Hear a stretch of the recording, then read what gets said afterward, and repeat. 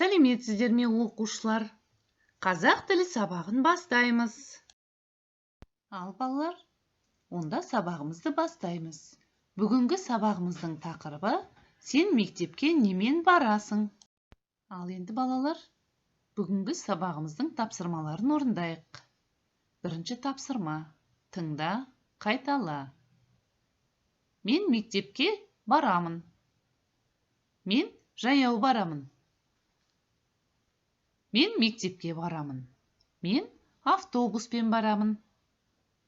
Қанекей балалар, қайталаймыз. Ал енді балалар, дәптеріміздегі екі суретті бояймыз.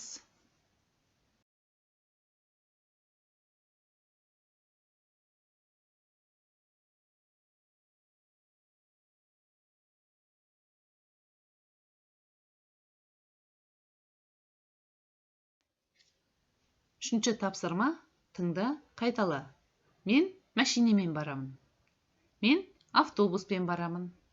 Мен жаяу барамын. Төртінші тапсырма бойынша балалар, сұраққа жауап берейік, суретін саламыз.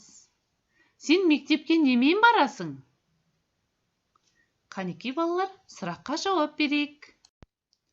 Бесінші тапсырманы орындаймыз. Бастыр, сыз.